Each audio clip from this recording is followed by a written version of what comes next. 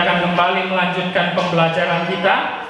Tidak terasa kita sudah di Markus pasal 2, dan hari ini Markus pasal 2 ayat 13 sampai 17 ya. Kita sudah di perikop yang baru.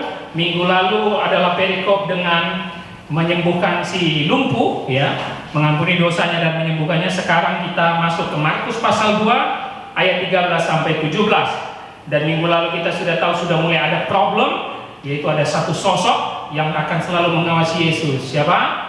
Ahli Taurat dan orang Farisi. Ya, mereka sudah muncul untuk berjaga-jaga melihat ajaran Yesus yang dianggap ekstrim dan aneh karena dia mengampuni dosa si lumpuh. Oke, mari buka kitabnya. Markus pasal 2 ayat 13 sampai 17. Mari kita pelajari dan kita catat kebenaran firman ini. Apa judul perikopnya? Iya, hanya satu yang buka Alkitab ternyata. Apa judul perikopnya? Iya, kalau lihat di Alkitab ada di tanda kurung bawahnya. Ini juga ditulis di Injil Matius pasal 9 dan di Injil Lukas pasal 5. Kita akan lihat nanti referensi dan paralelnya, teman-teman bisa lihat kan ya. Lewi pemungut cukai mengikut Yesus. Yuk kita baca dulu ayat 13-nya. 1, 2 ya. Sesudah itu Yesus pergi lagi ke pantai danau, dan seluruh orang banyak datang kepadanya. Lalu ia mengajar mereka. Kemarin minggu lalu dari menyembuhkan si lumpuh di mana Yesus? Masa udah lupa sih? Rumah Petrus yang atapnya dilobangi loh untuk nurunin si lumpuh ya kan? Di rumah Petrus kumpul kerumunan. Lalu pada ayat 13 ini dikatakan Yesus pergi lagi ke pantai danau. Artinya dia keluar untuk pergi lagi ke danau Galilea. Di mana kita teringat pasal 1, dia menemukan Petrus dan Andreas di pantai ini. Ingat ya? Sama Yohanes dan Yakobus, pemanggilan murid pertama. Dia memang suka gitu. Di Kapernaum itu dia selalu mengajar di sekitar rumah, lalu dia akan pergi lagi ke pantai atau danau Galilea. Dan kita lihat seluruh orang banyak datang kepadanya. Semua masih mengikuti ya, semua masih mengikuti, masih mengekor. Orang banyak yang dari rumah Petrus mengikuti kemanapun dia. Apa yang dilakukan Yesus? Kalimat terakhirnya, lalu ia mengajar mereka. He began to teach them. Markus itu selalu menjelaskan inti pelayanan Yesus, yaitu mengajar. Kenapa mengajar lagi? Karena sempat terhenti kan waktu si lumpuh diturunin berhenti pengajaran gara-gara mau nyembuhin dia kan, yang kotorannya pun menimpa kepala Yesus yang bikin jorok rumah Petrus ya kan. Lalu sekarang dilanjutkan Yesus mengajar. Nah, sering sekali kalau mengajar di pantai danau, Yesus itu akan maju sedikit ke dalam pantai, duduk di atas perahu, dari situ dia mengajar.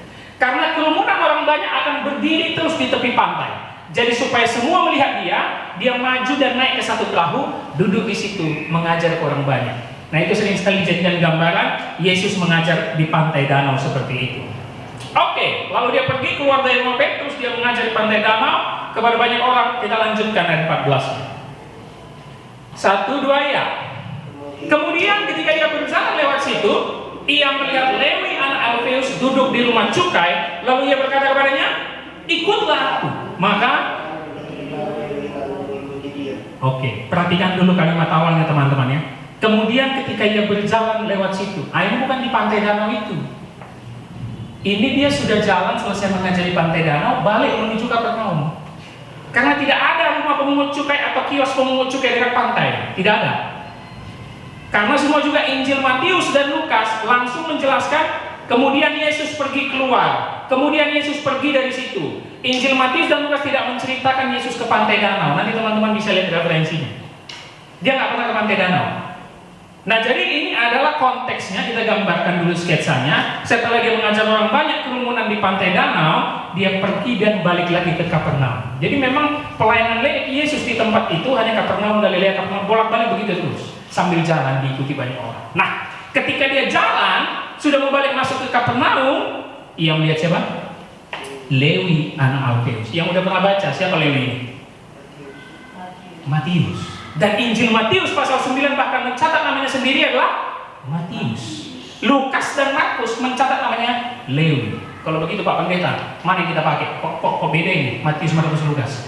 Kenapa Matius memakai namanya Matius, Markus dan Lukas memakai Lewi? Apakah ada pertentangan? Tidak ya. Kenapa? Karena sebenarnya Matius memang adalah orang Yahudi, tapi dia menjual dirinya kepada Romawi. Jadi kalau secara konteksnya saking malunya dia, di pekerjaan barunya sebagai pemungut cukai, dia memakai nama baru, yaitu Lewi. Jadi nggak ada yang salah antara Matius, Markus, Lukas. Semua itu sama, sejalan, ya. Dan itu juga dapat dimaklumi di dalam budaya Yahudi. Nama Petrus siapa awalnya? Simon, bukan Petrus. Siapa yang kasih Petrus? Yesus. Bahkan nama lainnya siapa lagi? Kefas. Jadi dalam orang Yahudi itu nama itu bisa 2-3. Ya. Saulus jadi Paulus. Nah, itu biasa. Jadi kita nggak usah heran dengan bedanya nama Matius di Injil Matius dengan Lewi di sini anak Alfeus. Nah, hal ini menjadi lumrah ya karena pergantian nama itu begitu banyak. Nah, saat Yesus berjalan menuju Kapernaum, dia melewati banyak kios, yaitu kios pemungut cukai di sekitar Kapernaum. Menurut tulisan sejarah Mishnah ini hukum lisan Taurat yang dicatat dari generasi ke generasi. Mishnah, ya pakai H, Mishnah. Memang Kapernaum menjadi pusat pemungut cukai. Bahkan di dalam Mishnah pasal 3 ayat 17 dikatakan seluruh pemungut cukai duduk di kios-kios dengan buku rekening terbuka dan pena di tangan. Jadi setiap wisatawan yang akan masuk Kapernaum itu langsung dipungut biaya. Mana? Pajak. Sini, cukai, pajak. Langsung dipungut oleh agen-agen Lewi. Nah, sekarang saya ingin mengajak teman-teman fokus dulu ke pemungut cukai. Pemungut cukai ini bukan sembarang orang. Ini orang paling dibenci di Yahudi, Israel. Bahkan mereka disamakan dengan pelacur, pezina, orang sakit kusta. Tapi jangan kita bilang sekarang yang orang pajak di sini kayak gitu ya, beda ya. Kalau pemungut cukai di zaman Yesus itu dibenci sekali. Orang yang dianggap paling berdosa. Pemungut cukai adalah yang terburuk dari terburuk. Bahkan menurut Mishnah catatan sejarah Yahudi tadi, jangan pernah bersalaman dengan mereka. Kalau dia datang atau lewat ke rumahmu, memegang bendamu atau rumahmu, maka najislah semua rumahmu. Bahkan tahu nggak, ada saya baca kalimatnya cukup mengerikan. Kalau kita orang Yahudi berbohong kepada pemungut cukai, itu diperbolehkan Allah. Betapa mengerikan dan buruknya pemungut cukai. Pasti yang di dalam otak kita apa? Kenapa ya begitu? Ini alasannya. Yang pertama, karena pemungut cukai dianggap perampok dan pengkhianat. Kenapa pengkhianat? Hampir semua yang bekerja menjadi pemungut cukai itu orang Yahudi yang tunduk kepada Kaisar Romawi, sehingga dia dianggap pengkhianat. Kenapa dia dianggap perampok? Jadi model pemungut cukai atau pungut pajak pada zaman Romawi itu biasanya kekaisaran menentukan persenannya. Misalnya 20% ditetapkan kaisar, tapi terserah pemungut cukai mau mungutnya sampai berapa persen. Jadi 20% harus masuk kantong Romawi, sisanya untuk dia. Jadi yang diterapkan sama semua orang lewat bisa sampai 30 sampai 50%. 20 masuk Romawi, 30 untuk dia. Makanya jangan heran, baca Zakheus, apa jabatan Zakheus? Kepala pemungut cukai. Waktu bertobat apa yang dilakukannya? Berapa dibalikkannya ke orang miskin katanya? Setengah, 50%. Berapa dibalikkannya sama orang yang diperasnya? 4 kali lipat. Itu kecil kali. Dia kepala. Pemungut cukai itu kaya-kaya.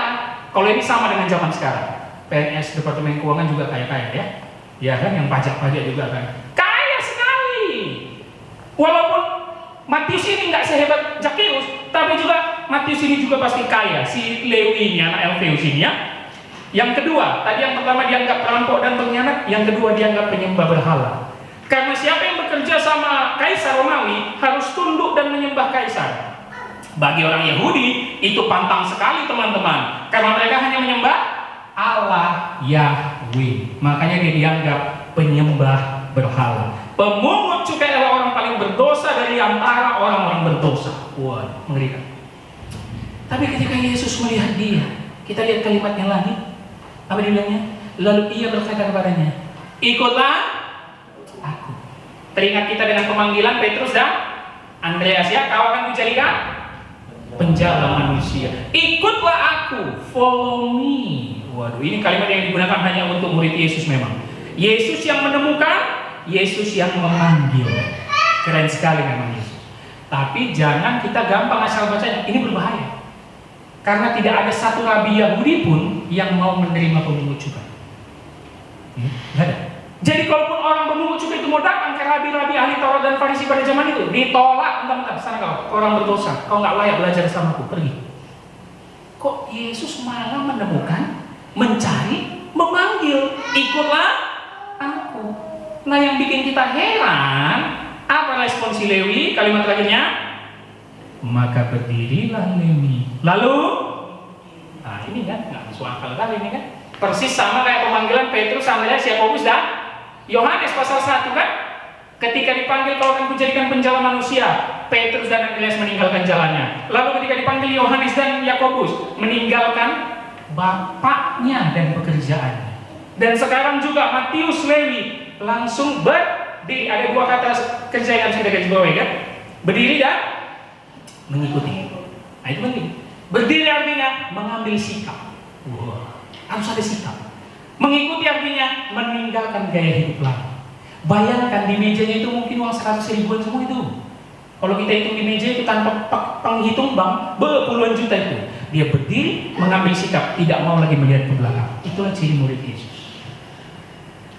Jangan pernah kita bilang kita Kristen sejati, tapi kita masih noleh aja ke belakang. Ya. Jangan pernah kita bilang kita murid Yesus kalau kita bilang, Pak Pendeta hidup ini santai saja, 50 rohani, 50 duniawi. Gak ada itu dalam istilah Kristen. 100% harus untuk Yesus. Dan Matius membuktikannya, dia berdiri, mengambil sikap, lalu mengikut Yesus. Luar biasa ya. Tidak bisa ditolak pemanggilan Yesus. Tidak bisa. Seharusnya kalau kita jadi Matius, secara normal manusiawi, apa yang akan kita bilang sama Yesus ketika bilang, ikut aku? Langsung kita bilang apa? Lu siapa sih? Lu punya uang berapa? Lu mau lihat nih uang di meja aku berapa? 1 M, kau punya nggak? Kau kasih apa sama aku? Altar, Mercy, rumah besar? Nggak ada. Langsung berdiri, mengambil sikap. Pertanyaan untuk teman-teman. Nah ini pentingnya belajar. Kenapa Matius langsung ikut?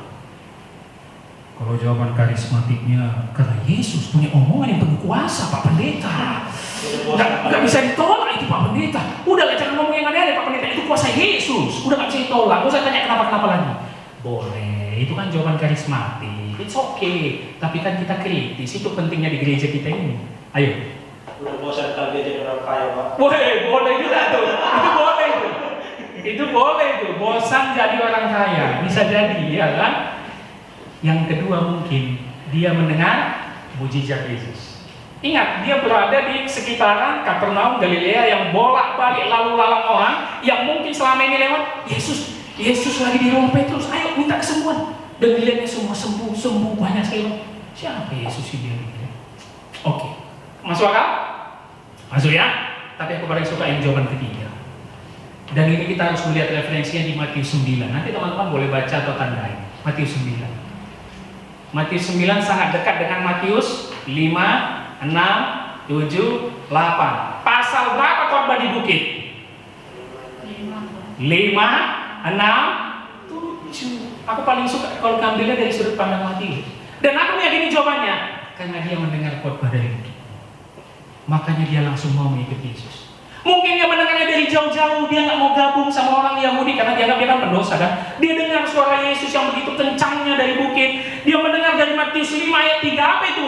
Berbahagialah orang miskin di hadapan Allah karena mereka lampunya kerajaan surga. Matius yang kaya langsung apa-apaan nih pengajarannya? Kok berbahagia orang yang miskin? Miskin di situ dalam bahasa Yunani-nya nggak punya apa-apa, hanya bergantung kepada Allah. Aku banyak duit, berarti aku nggak bisa mendapat kerajaan surga. Dipikirkan Matius. Itu masih Matius 5. Masuk lagi ke Matius 6. Dibilang Yesus, janganlah kamu mengumpulkan harta di bumi. Alamak, kena kali aku nih. Aku jadi pengungut cukai pengen ngumpulin harta. Malah kawan ini bilang jangan mengumpulkan harta. Ajaran macam apa ini? Tersentak hati Matius. Lalu diulang Yesus lagi. Karena itu aku berkata kepadamu, Matius 6. Janganlah khawatir akan hidupmu. Carilah dahulu kerajaan Allah dan kebenaran. Jangan khawatir. Bagaimana mungkin ajaran seperti itu? Nah, ketika Yesus lewat dan melihat dia berkata, ikutlah aku. Gak ada alasan lagi untuk tidak mengikut sang rabi yang memiliki ajaran berbeda dengan rabi lain. Saya rasa itu alasan yang paling tepat. Hati kosong Matius yang kaya tapi dibenci orang, dicap pendosa, diterima oleh Yesus. Itu yang paling penting. Dia nggak peduli lagi dengan uang di mejanya, dia nggak peduli lagi dan tertarik dengan hartanya. Dia akan mengikut Yesus. Jaminannya apa? Hadir pesta Yesus nggak jaminannya tadi? Nggak ada ya? Ikutlah aku, kau akan kujadikan kaya. Nggak ada ya? Ikutlah aku aja. Udah. Jadi apa aku ya? Nggak ada. Dan kita tahu juga Matius matinya sengsara. Dia nggak peduli lagi namanya menjadi orang kaya. Dia akan tercatat dalam sejarah sebagai penulis Injil Matius. Kerennya. Betapa mengerikannya. Kita gampang kali ngomong, terima kasih Tuhan kau menerima aku sebagai anak-Mu. Terima kasih Yesus kau sudah menerima aku dan menyelamatkan aku. Tapi sudahkah kita mengaku dosa seperti Matius? Ya, merasa hati kosong, butuh Tuhan. Epistel kita tadi, menghadap ke langit dia pun nggak berani, nggak seperti orang Farisi yang munafik. Tapi dia bilang, ya Allah, kasihanilah aku. Kita udah gitu nggak? Jangan-jangan kita merasa Yesus itu harus mengabulkan keinginan kita ya. Tuhan berkati aku, Tuhan kabulkan ini. Siap bos, kata Yesus. Yesus sudah kayak sapam. Oke lah, apa yang kau minta akan dikabulkan. Ya kan? Kita harus punya sikap diri seperti Matius. Mau ikut Yesus jadi muridnya teman-teman? Jaminannya apa? Saya kasih tahu. Salib dan penderitaan, ya, hanya itu jaminannya ya. Tapi kita punya kehidupan kekal di surga. Ayo dong, itu yang kita kejar ya. Semua mau masuk surga ya? Amin ya. Yang mau masuk sekarang? Gak ada. Tadi katanya amin. Kalau mau masuk sekarang gak ada ya. Masih mau senang-senang dulu ya. Kita lanjutkan ayat 15-nya. Yuk, ayat 15-nya. Kita baca 1, 2 ya. Kemudian ketika Yesus makan di rumah orang itu, banyak pemungut cukai dan orang berdosa makan bersama-sama dengan dia dan murid-muridnya, sebab banyak orang yang mengikuti dia. Kiranya begitu bertobat dipanggil Yesus, langsung Yesus dijamu. Kayak Petrus langsung singgah ke rumah bos. Iya kan? Matius juga singgah ke rumah. Bahkan di Lukas 5 yang paralel, kalimatnya lebih senang. Dan Lewi mengadakan perjamuan besar. Keren banget. Udah terbayang kita di rumahnya ada apa ya? KFC. Ini orang kaya bos.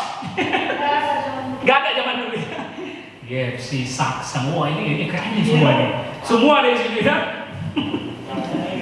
Banyak perabotan ya kan, emasnya banyak ya kan. Pokoknya Yesus dijamu. Nah teman-teman harus tahu ya, setiap rabi yang dijamu ke rumah itu bukan hanya soal makan minum, tapi rabi di situ mengajar. Teman-teman harus tahu itu. Disinilah Yesus menceritakan Injil Kerajaan Allah supaya Matius yang baru bertobat mengerti maksud Yesus memanggil dia. Jadi ini bukan makan-makan senang-senang, tapi Yesus mengajar. Apa yang diajarkannya? Sudah pasti Injil. Wih, keren ya. Makanya kalau kita lihat kalimatnya, kemudian ketika Yesus makan orang itu, banyak pemungut cukai dan orang berdosa mengikuti mereka. Jadi karena Matius ini orang yang dianggap penting dari kekaisaran Romawi, tiba-tiba bertobat mengundang Yesus ke rumah, orang pun jadi ngikut. Matius bertobat, ayo ikut aja. Orang berdosa di sini mana ya? Terjemahan aslinya hamartoloi. Hamartoloi, ya. Artinya pelanggar hukum Taurat, ya. Yang digambarkan di sini adalah penjudi, pencuri, gembala pun masuk. Gembala itu dalam budaya Yahudi orang nggak penting, ya. Pendosa juga itu dianggap. Penjudi, pencuri, gembala, pemungut cukai, semua kumpul. Ini adalah sejarah yang nggak akan pernah terulang sampai sekarang. Apa itu? KKR penjahat semua. KKR pendosa-pendosa yang dibenci sosial masyarakat ini. Lihat, kalau kita KKR bikin di suatu gereja atau tanah lapang biasa kan, normal. Yesus enggak, khusus KKR penjahat silakan hadir di rumah Matius. Waduh, keren sekali. Kau nggak penjahat, nggak boleh masuk. Harus menjahat di semua sininya dan orang berdosa. Sebab banyak orang mengikuti dia. Jadi yang dari rumah Petrus, yang melihat dari kiosnya Matius di Kapernaum, semua datang ke rumah Matius. Luar biasa. Ini pertobatan teman-teman. Inilah pertobatan. Ketika dia betul-betul meninggalkan hidup lama dan mungkin di rumahnya Matius sambil kesaksian. Aku percaya Yesus karena firman-Nya yang mengubahkan aku lewat khotbah di bukit. Wow. Sehingga pemungut cukai yang lain pun dengar, ngeri sekali ya. Pencuri dengar, wih. Perampok dengar, wih. Padahal kalau mau tak perampok ada rumah apa di Matius ini kita bisa rampok ya. Banyak emas nih kayaknya ini. Enggak, tapi mereka fokus kepada Yesus. Kalau aku bisa bikin ke lagunya, Matius akan bilang apa? Christ is enough. Kita gampang kali nyanyinya ya. Christ is enough for me. Enggak juga lah Tuhan, ada duit dong, tabungan harus ada dong, ya. Pacar harus ada dong, mana cukup hanya kau. Motor harus ada dong, mobil harus ada, rumah harus ada. Matius enggak. Makanya yang paling cocok nyanyi lagu itu adalah Matius. Christ is enough for me. Coba kita lanjutkan. Sekarang muncul masalah di ayat 16-nya. Yuk, kita baca ya 16-nya 1, 2 ya. Pada waktu ahli Taurat dari golongan Farisi melihat bahwa ia makan dengan pemungut cukai dan orang berdosa itu, berkatalah mereka kepada murid-muridnya, mengapa ia makan bersama-sama dengan pemungut cukai dan orang berdosa? Ini tetap ngintilin ya. Dari rumah Petrus sejak menyembuhkan dan mengampuni dosa si lumpuh, ini orang tetap ikut. Memata-matai paparazzi, tahu ya paparazzi? Yang foto-foto kamera artis itu ya, sah. Yesus selalu aja, dia tahu diikuti selalu. Kita kan kalau benci lihat orang, ngikutin kita pasti kita maki ya. Ngapain kau ngikut-ngikuti aku? Kau bukan temanku kau. Yesus enggak, dia santai. Nah, setelah dia makan di rumah Matius yang dicap pendosa, mulai nyinyir, ya. Didatanginya, perhatikan kalimatnya. Didatanginya, berkatalah mereka kepada murid-muridnya. Berarti siapa yang didatangi ahli Taurat Farisi? Ke Petrus, ke Yohanes, ke Andreas. Weh, guru kau tuh nggak salah tuh. Masa makan di rumah pendosa? Kita pantang sama orang pemungut cukai. Guru salah tuh. Pertanyaan saya untuk teman-teman yang kritis, ini nyinyir atau betul? Itu kan salah. Ini betul. Aku suka kali ahli Taurat. Karena dalam perjanjian lama begitu banyak memang ayat-ayat yang nggak boleh kumpul sama orang-orang seperti pemungut cukai. Satu aja aku kasih. Mazmur 1 ayat 1. Woi, pembukaan tuh. Berbahagialah orang yang tidak berjalan menurut nasihat orang fasik, yang tidak berdiri di jalan orang berdosa, dan yang tidak duduk dalam kumpulan pencemooh. Yang dipakai ahli Taurat itu ayat-ayat seperti ini. Nangkap nggak? Boleh nangkap nggak? Atau perlu kita ulang nih? Nanti waktunya nggak cukup. Mereka ini nggak sembarang nyinyir. Mereka ini melihat dari perjanjian lama bahwa kalau dia rabi, apalagi dibilang Mesias, masa kumpul sama orang berdosa? Dia melanggar hukum Taurat dong. Ini betul. Makanya dia bilang sama Petrus sama yang lain-lain, gurumu tuh salah bos. Masa kumpul sama pemungut cukai, orang berdosa, pencuri, perampok di rumah itu? Salah. Dia nggak tahu Taurat, dia nggak tahu Mazmur. Ini menarik kalau kita diam sejenak dan membacanya lagi. Kita ini seperti Yesus atau ahli Taurat? Kalau kita diam ya, kita ini ahli Taurat sebenarnya. Benar? Sekarang aku tantang satu orang di sini. Yuk kita kumpul sama pelacur yang baru bertobat, pembunuh yang banyak tatonya. Mau nggak? Enggak juga bos. Jujur nggak usah kalian. Aku juga nggak mau. Yesus ini keren ya. Dia bukan saja menembus agama Yahudi pada zaman itu, seakan-akan mengganti, padahal bukan mengganti, tapi menggenapi. Dia juga menembus batas sosial pada zaman itu. Kita kalau mau duduk sama pelacur misalnya ya, sama pembunuh yang baru bunuh satu kampung, dia bertobat memang katanya percaya Yesus, tapi dia kumpul yuk nongkrong yuk mikir 5 kali ya. Oke lah kita paksa, aku udah percaya Yesus, dia percaya Yesus, aku mau nongkrong, ini bukti aku kasih sama dia. Ditelepon mamaku nanti. Di mana kamu? Ini mah, lagi kumpul aku dengar kesaksian pembunuh dan perampok di sini. Pulang kau sekarang. Ngapain pulang sama perampok-perampok? Ngumpul kau ada aja. Nanti kau yang dibunuhnya. Betul nggak? Betul nggak? Kita ini ahli Taurat, udahlah aku ya aja. Susah kita jadi Yesus, susah memang. Makanya Alkitab itu bukan kita yang baca Alkitab, tapi Alkitab yang membaca diri kita. Alkitab yang menelanjangi diri kita. Makanya disebutkan dosa Daud, dosa Petrus, dosa Yudas. Kita juga disebutkan bahwa kita sama kayak mereka. Kita ini ahli Taurat, kita ini Daud, kita ini Petrus, kita ini Yudas. Keren kali Alkitab. Ya. Memang susah jadi Yesus ya, yang langsung nongkrong sama pendosa-pendosa itu. Tapi dia nggak peduli. Kita lihat respon Yesus ayat terakhir, ayat 17. Yuk kita baca yuk, 1, 2 ya. Yesus mendengarnya dan berkata kepada mereka, bukan orang sehat yang memerlukan tabib, tetapi orang sakit. Aku datang bukan untuk memanggil orang benar, melainkan orang berdosa. Yesus mendengar itu perlu digarisbawahi itu. Kenapa? Berarti Matius open house yang sangat besar. Masa Yesus dengar omongan ahli Taurat? Dia nggak baca hati lagi nih. Berarti satu, open house sangat besar, muridnya dekat sama Yesus, ahli Taurat nyinyirin ke muridnya, mungkin ahli Taurat nyinyirnya dengan suara emosi. Guru kau tuh gak jelas, masa aku ngomong orang berdosa? Dengerin Yesus. Apa kau bilang? Langsung dijawab Yesus. Bukan orang sehat yang memerlukan tabib, tapi ini analogi sederhana ya. Ini mungkin anak SD pun tahu analogi ini. Ku jelaskan. Kalau sakit ya berobat ke dokter, kalau sehat ngapain ke dokter? Pertanyaannya, sakit nggak si Matius? Tidak. Setengah benar. Sakitnya bukan kayak si lumpuh fisik, ini sakit rohani. Keren kan Yesus ini? Aku waktu menggali ini, astagfirullah, keren sekali. Yesus ini luar biasa. Bukan orang sehat yang memerlukan tabib, tapi orang sakit. Ahli Taurat yang nyinyir. Dia sakit kan? Kan kocap dia pendosa, kocap dia orang yang paling buruk. Aku dokternya, dokter spiritual, makanya aku sembuhkan. Gila ya, Yesus ini kerennya minta. Kalau kalian cap dia pendosa, berarti dia sakit rohani, maka akulah dokter spiritual yang siap menyembuhkan rohani orang, dosa manusia. Makanya aku datang kepada dia. Wah, keren. Tapi jauh dari analogi, ini adalah doktrin dalam Alkitab yang mengatakan kita ini semua sakit, makanya kita butuh Yesus. Lebih dari sakit, Alkitab mengatakan semua manusia mati. Ketika kau makan buah terlarang itu kau pasti mati. Kita ini nggak bisa apa-apa, makanya kita butuh Yesus. Tadi analogi, dilanjutkan Yesus kalimat terakhir. Yuk kita lihat kalimat terakhirnya. Aku datang bukan untuk memanggil orang benar, melainkan. Kalau tadi analogi, sekarang otoritas. Kenapa ini otoritas? Dari kata apa? Ayo, yang bisa jawab dapat sepeda. Ini otoritas yang bisa jawab sepeda.